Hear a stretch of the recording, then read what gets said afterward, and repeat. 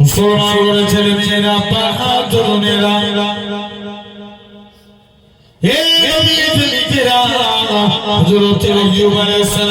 আস্তে আস্তে করে পোকাখানা নিয়ে জমিনার মধ্যে ফেলে দিলেন। আইয়ুব নবী পোকাটার কষ্ট দেখে ফরিয়াদ করে আল্লাহ পাক এই পোকাটা আমি আইয়ুবের শরীরে ভাইয়ের রস খেয়ে বেঁচেছিল, আজকে আমি একে জমিনায় ফেলে দিয়েছি।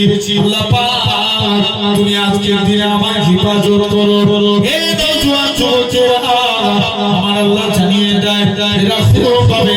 আমার আল্লাহ পরীক্ষায় ফেলে ফেরাউনের সামনে আমার আল্লাহ আসিয়াকে পরীক্ষা করেছিল। আমার আল্লাহ জানে আমার আসিয়া আমি আল্লাহ আমাকে কতটা মহব্বত করে ফেরাউনের কানে পৌঁছে দিল। এই দুনিয়ার বাদশা ফেরাউন আমার আসিয়া তোমাকে প্রভু বলে মানে না, আমার আসিয়া তোমাকে রব বলে মানে না, আমার আসিয়া তোমাকে আল্লাহ বলে মানে না। ফেরাউন আসিয়ার কানে জবাব দিল, ওরে আসিয়া তুই কি আমাকে প্রভু বলে মানিস না? আসিয়া বলেছিল আমি তোমায় প্রভু বলে মানি না, আমি তোমায় তুমি বলে মানি না, আমি তাকে আল্লাহ বলে মানি। লিল্লাহি মা ফিস সামাওয়াতি ওয়া মা ফিল আরদি, জমিন আসমানের একমাত্র মালিক সেই আল্লাহকে আল্লাহ বলে মানি। চলে যাও, আমি তোমাকে আল্লাহ বলে। তাহলে আল্লাহ বলছে যাও সাবরা আইয়ুব খবর আমার নবীর মধ্যে দাও। আল্লাহ বলছে কুওয়াতা মুসা নবীর ক্ষমতা আমার নবীর মধ্যে দিয়ে দাও। জোরে বলবে না? এই যুবক বলো নবীকে আল্লাহ ক্ষমতা দিয়েছিল না দেয়নি? দিয়েছিল, অনেক ক্ষমতা দিয়েছিল। আজরাইল জানতো করতে এসেছে, মুসা বলছে আজরাইল পালা এখন মুড নাই। কি নাই? মুড নাই। জোরে বলো মুড নাই। মুড নাই। আবার দ্বিতীয় দিনে মুসা আল্লাহর হুকুম হয়েছে তোমার জান কর্য করব। বলছে পালা, এখনো মুড নাই। দ্বিতীয় দিনও বিরোধ করে দিয়েছে। তৃতীয় দিন আজরাইল আবার এসেছে, তোমার পা দিয়ে মুখ দিয়ে না চোখ দিয়ে জান কর্য করব। টেনে এক চোখ মেরেছে, ডান দিকে চোখ বেরিয়ে গেছে। আল্লাহর কাছে চোখ ধরে নিয়েছে হাজির। আল্লাহ কোন মানুষের জান কর্য করতে পাঠিয়েছো, নিজেরই জান চলে যাবে। আজরাইল বলছে চলে যাও। আল্লাহ বলছে সেই মুসা নবীর ক্ষমতা আমার নবীর মধ্যে দিয়ে দাও। একবার জোরে বলবে না? আসেন এক নাম্বার ভাই রুকানা বলে নবীর একজন সাহাবী ছিলেন। কি নাম বললাম? রুকানা। বিরাট বড় মল্লবীর যোদ্ধা ছিলেন। নবী রুকানার কাছে যে বলছে রুকানা তুমি কলেমা পড়ে মুসলমান হও। রুকানা বলছে মাথা খারাপ পালা তুমি কুরাইশ খানদানের ছেলে, এই জন্য কিছু বলছি না, ছেড়ে দিচ্ছি, ঘর চল যাও। আবার দ্বিতীয় দিন এসে রুকানা তুমি মুসলমান হও না? রুকানা বলছে না মুসলমান হব না। দ্বিতীয় দিনও রুকানা আস্তে আস্তে করে দ্বিতীয় দিনও দাঁড়িয়ে নবীকে। তৃতীয় দিন বলছে ঠিক আছে আমি লড়তে পারি, তবে তোমার সঙ্গে আমার লড়াই ঘটে। তুমি যদি আমায় হারাতে পারো তবে আমি মুসলমান হব, নচেৎ আমি মুসলমান হব না। নবী চ্যালেঞ্জকে অ্যাকসেপ্টেড করে নিলেন। একবার জোরে বলবে না? আবু বকর কেঁদে যাবে হয়ে যায়। ওমরে ফারুক এসে বলেছে কেন আমার সঙ্গে লড়াই করো? বলছে না আমি নবীর সঙ্গে লড়াই করব। শুনছো কার সঙ্গে? নবীর সঙ্গে। মুসলমান বড় ছেলে মেয়েরা তরুণেরা এই খেজুরের মানুষেরা শুনে রেখে যাবে আল্লাহ নবীর সঙ্গে রুকানা যুদ্ধখানা শুরু হয়ে গেল। আল্লাহ নবী একবার নয় দুবার নয় এরকম ভাবে তিনবার রুকানাকে জমিনায় ফেলে রুকানার বুকের উপরে বসে পড়েছে। আল্লাহ নবী বলে রুকানা এবার ঘিরে গেছে। রুকানা বলে না এটা মানা যাবে না, এটা মানা যাবে না। ও যুবকেরা আল্লাহ নবী বলে রুকানা আমি তোমায় হারিয়ে দিয়েছি, এবার তুমি কলেমা পড়ে নাও। রুকানা বলে না এখনো কলেমা পড়বো না। দূরে যে একটা গাছ আছে ওই গাছটাকে আমি রুকানা আমার কাছে আনা লাগবে। আল্লাহ নবী বলে রুকানা তুমি গাছে চলে যাও।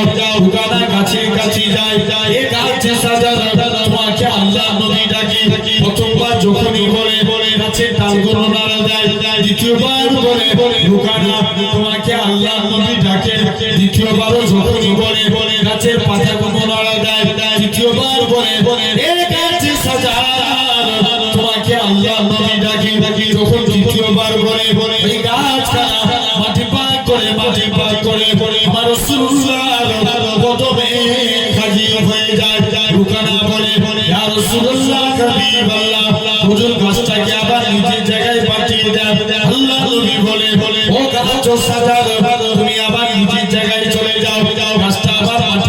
করে মাটি পাক করে নিচের জায়গায় চলে গেলেন। আল্লাহ নবী বলে ওরে রুকানা এবার তুমি মুসলমান হয়ে যাও।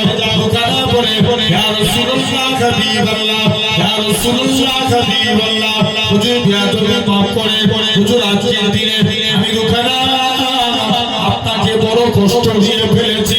হুজুর আপনাকে বড় দুঃখ দিয়ে ফেলেছি। হুজুর আপনার হাতখানা বাড়িয়ে দেন। আজকে দিনে আমি রুকানা ইমানে কালেমা পড়ে মুসলমান হয়ে গেলাম।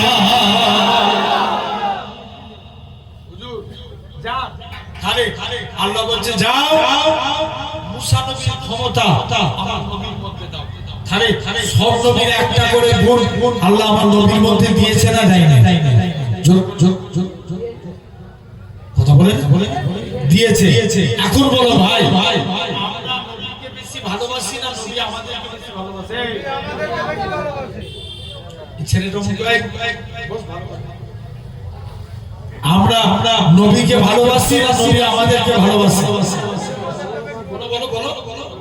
নবী আমাদেরকে ভালোবাসে।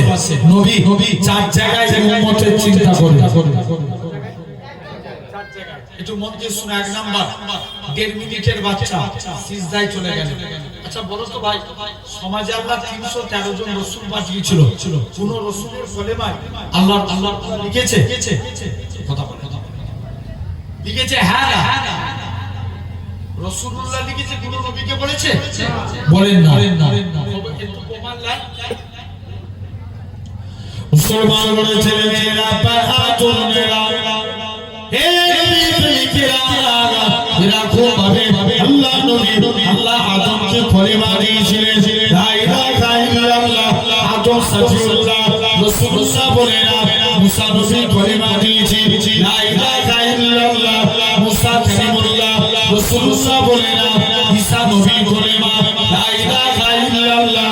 ঈসা রূহুল্লাহ রাসূলুল্লাহ বলে না এ নওজোয়ান যুবকেরা আল্লাহ পাক আপনার আমার নবীর কলেমা দিয়েছে লা ইলাহা ইল্লাল্লাহ মুহাম্মাদুর রাসূলুল্লাহ। আরো জোরে বলো, সবাই মিলে বলো তাকবীর মারো দেখি। আল্লাহু তাকবীর, নারায়ে তাকবীর।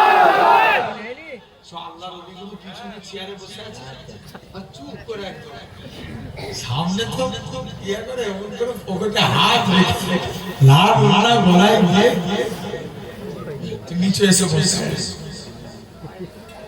হ্যাঁ আচ্ছা আমি জোরে বলো সুবহানাল্লাহ। তোমরা বলো তো সুবহানাল্লাহ। হ্যাঁ শুধু বললে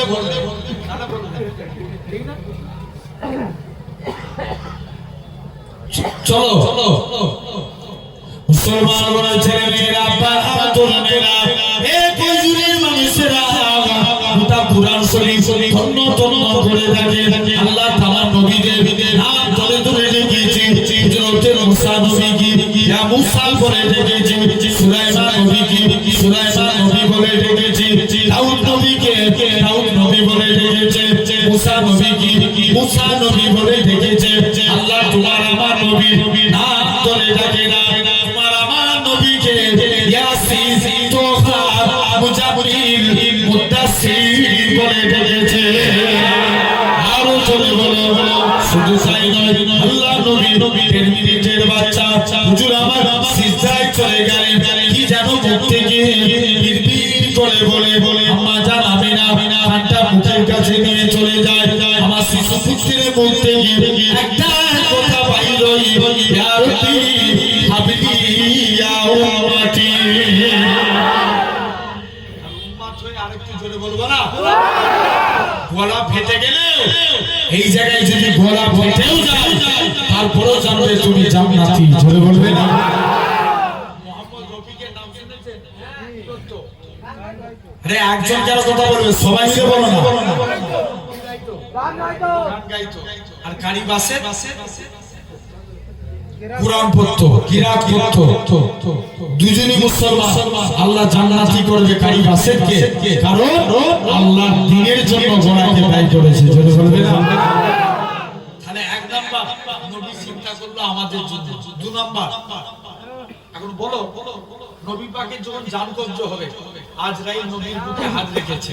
আল্লাহ নবী বলছে আজরাইল যেন মনে হচ্ছে উহুদ পাহাড়টাকে তুমি আমার বুকে চাপিয়ে দিয়েছো। আজরাইল বলছে ইয়া রাসূলুল্লাহ হাবিবাল্লাহ, আপনার মতো এত আসানির সহিত আমি কারুর জান কবজ করব না। আল্লাহ নবী বলছে আজরাইল আমার উম্মতরা কত বুড়ো হবে, কত জয়ীফ হবে, কত বাচ্চা হবে, এদের কত কষ্ট হবে। আজরাইল যা, আমার সারা উম্মতের কষ্ট আমি নবী আমার বুকের মধ্যে দিয়ে দাও। জোরে বলো।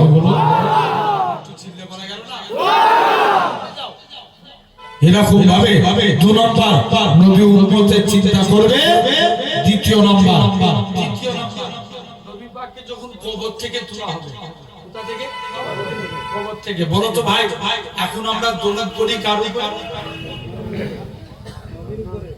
জোর করে বলো না, নবীর উপরে। আমরা কি চিরজীবন বাঁচবো না মারা যাবো? মারা যাবো। আমরা যখন মারা যাবো নবীর উপরে দরুদ পড়বে। আল্লাহ বলছে শোনো, যখন দুনিয়ায় একটা মানুষ থাকবে না তখন আমার ফেরেশতারা আমার মুস্তাফার উপরে দরুদ পড়বে।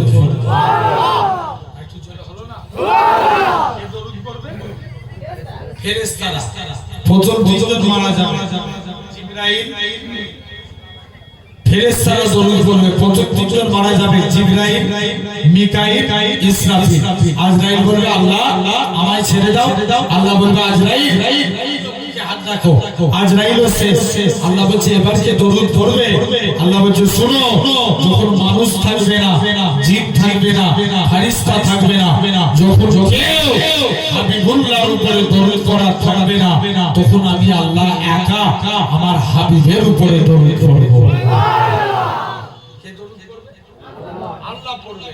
আসেন ভাই, বর্তমানে আল্লাহ নবীর কবর আর বিলালের কবর 1000 মাইল ডিসটেন্স। কত মাইল? 1000 মাইল। কিন্তু কিতাবে এসেছে কিয়ামতের দিন নবী পাকের পায়ের দিক থেকে বিলাল হুজুরকে তোলা হবে। যদি বলবে না কাকে? বিলালকে। কেমন? দেখো একটু মিলিয়ে দেখো। নবী আবার 4 জন ফেরেশতাকে সৃষ্টি করবে। যাও জিবরাইল আমার নবীকে কবর থেকে তুলো। জিবরাইল বলবে আল্লাহ ইসলাম না, নবীর কবর কোথায় ভুলে গেছে। আল্লাহ বলবে জিবরাইল যা, তুই মাটিকে জিজ্ঞেস করে, এই মাটি নবীর কবর কোথায়? মাটিও বলবে আমিও বলতে পারবো না নবীর কবর কোথায়। মাটিও তাড়িয়ে দিবে। কিতাবে শেষ নবীর কবরের ভিতর থেকে নূর বার হতে থাকবে। জোরে বলবে।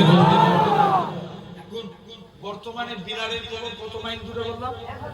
1000 মাইল। আর কিয়ামতের দিন কোন দিক থেকে তোলা হবে? নবীর পায়ের দিক থেকে। কোন বিলাল? কালো বলে কেউ মুসাফা করতো না। তার আগে মনে পড়ে যায় নবীর একজন সাহাবী ছিলেন কালো রঙের দেখতে। নাম কি? না, কি রঙের দেখতে? কালো। নবীর কাছে আসছে, হুজুর আমি কি আল্লাহ জান্নাতি হতে পারবো? নবী বলছে কে বলেছে বাবা? তুমি যদি ঈমান নিয়ে মরো আল্লাহ একদিন না একদিন তোমাকে জান্নাতি করে দিবে। হুজুর আমি কালো বলে যে মেয়ে কি বিয়ের প্রস্তাব দিই সে মেয়ে আমাকে রিজেক্টেড করে। হুজুর আমি কালো বলে আমাকে কেউ কি আমি আল্লাহ জান্নাতি হতে পারবো না? নবী বলছে এই ব্যাপার। নবী একটা চিঠি লিখে দিলেন, যাও এটা মেয়ের বাপকে যে দেখাবে। সাহাবী চলে গেছে। ইসলামী শরীয়তের নিয়ম, কারো বাড়িতে গেলে কতবার সালাম দিতে হয়? জোর করে বলো। 3 বার। মেয়ের বাড়িতে চলে গেলেন, প্রথমবার সালাম দিলেন, মেয়ের বাপ বেরিয়ে এলো। কি ব্যাপার? আল্লাহ নবী পাঠিয়েছে আপনাদের কন্যার সঙ্গে আল্লাহ রাসূল আমার বিয়ে দিয়েছে। কি দিয়েছে? বিয়ে দিয়েছে। বলছে চলে যাও। নবী বলেছে পালাও। আমার মেয়ে হুরে মদিনার হুর কালো কুরসি লোক তোমার সঙ্গে আমার মেয়ের বিয়ে দেব? পালা বিরোধ করে দিয়েছে। তখন মেয়ে বলে আব্বা ওই কালো রঙের ব্যক্তিটা কি জন্য এসেছিল? মেয়ের বাপ বলে মারে ওকে নাকি আল্লাহর নবী পাঠিয়েছে ও তোমায় বিয়ে। মেয়ে তখন বলে আব্বা যে বিয়েতে আল্লাহ এবং তার রাসূল রাজি, আমি মেয়েও সে বিয়েতে রাজি। একবার চলে বলবে না? যখন এই কথা বলেছে, মেয়ে রাজি তো বাপ আর কি করবে? মেয়ের বাপ দৌড়ে দৌড়ে নবীর কাছে চলে গেছে, হুজুর হুজুর যান আপনার সাজের সঙ্গে আমার কন্যার বিয়ে দিয়ে দিলাম। নবী বলছে এই ব্যাপার, চলে যাও। কোন সাজের বিয়েতে 400 দিরহাম মোহর ধার্য করা হবে। 400 দিরহাম মোহর ধার্য করা হলো। সাজ আস্তে আস্তে করে বাড়ি চলে আসবে। হুজুর আমি তো হারের সঙ্গে আমার কাছে কানাকুড়ি টাকা নাই, কি করে দিন মোহর আদায় করব? আল্লাহ নবী বলছে এই ব্যাপার, চলে যাও বাড়ি চলে যাও।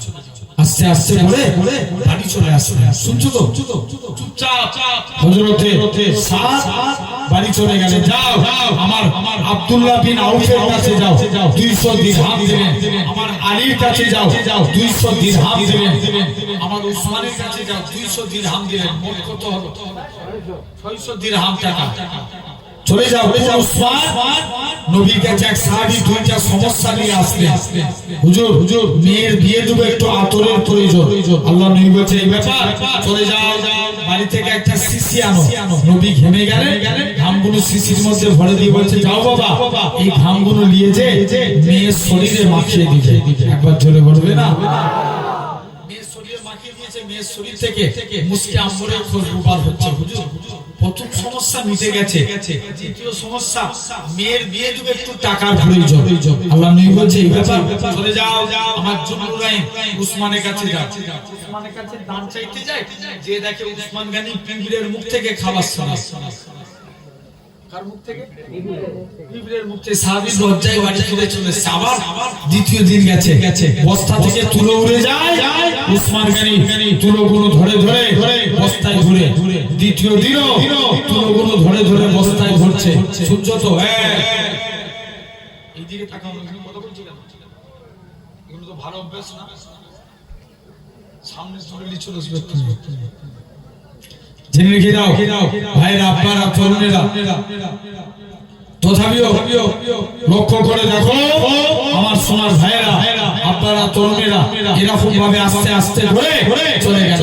কোন উসমান তৃতীয় দিন নবীর কাছে পাঠিয়েছে। হুজুর তৃতীয় দিন নবীর কাছে পাঠিয়েছে, উসমানের কাছে গেলে এরকম ভাবে তৃতীয় দিনও উসমানের কাছে গেছে। মুসলমান ওরা ছেলে মেয়েরা, তরুণেরা, খেজুরের মানুষেরা এরকম ভাবে তৃতীয় দিন আল্লাহ নবী হুজরা মুবারকে চলে গেলেন।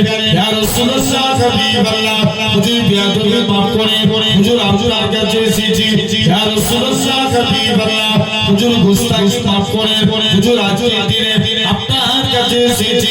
উসমান আল্লাহ নবীর কাছ থেকে এসেছি, তুমি আমায় কিছু দান করো। উসমান বলে আমি কোথায় টাকা পাবো? এটা খুব পাবে। চলে যাও আমার সিরিয়া থেকে উট বুঝাই করে আমার তোমার যেটা মনে হবে সেটা তুমি নিয়ে নাও। যে উটটার মধ্যে বেশি মাল ছিল ওই উট খেলা চলেছে। ম্যানেজার বলে উসমান তুমি আমায় কি কথা শোনালে? হযরত উসমান বলে ম্যানেজার শুনে রেখে দাও, আল্লাহ নবী পাঠিয়েছে, আল্লাহ নবী পাঠিয়েছে। উসমান বলে ম্যানেজার নবী যদি আমি উসমানকে বলে দিত ও বাবা উসমান তুমি অমুকের বাড়িতে দামখানা পৌঁছে দাও, আমি উসমানকে নিয়ে গোলাম হয়ে তার বাড়িতে পৌঁছে দিতাম। চলে যাও।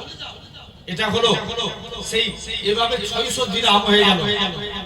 হযরতে সাহাবী স্ত্রী বাসরাতের কিনাকাটা করবে, কে জানে একজন জিহাদ ঘোষণা করছে, কে আছো চলো ইসলামের সাথে, আল্লাহর সাথে, কুরআনের সাথে, দ্বীনের মাহফিলে চলো। যখন এই কথা বলেছে সাহাবী মনে মনে চিন্তা করছে, আল্লাহ আমার কাছে আমার স্ত্রী আগে না নবী আগে? জোর করে বলো নবী আগে। বলছে চলো স্ত্রীর কাছে চলে গেল। বলছে চলো এরকম ভাবে আমার স্ত্রী আগে না নবী আগে? স্ত্রী নবী আগে। এরকম ভাবে নবীর কাছে চলে গেল। যুদ্ধের সরঞ্জাম কিনে কালো পাছা দেখে চিনতে পেরে গেল, বাবা তুমি কি সাজ? ইয়া রাসূলুল্লাহ তুমি তোমার স্ত্রীর বাসদাসতে যাও না? হুজুর আপনার মহব্বতে আপনাকে খুশি করার জন্য আমি জিহাদের ময়দানে হাজির হয়ে গেছি। কিসের ময়দানে? জিহাদের ময়দানে। নবী বলছে এই ব্যাপার, চলে যাও আস্তে আস্তে করে জিহাদের ময়দানে। বলছে বাবা আল্লাহ তোমার মনের আশা পূর্ণ করুন। 7 শহীদ হলেন, ইন্তেকাল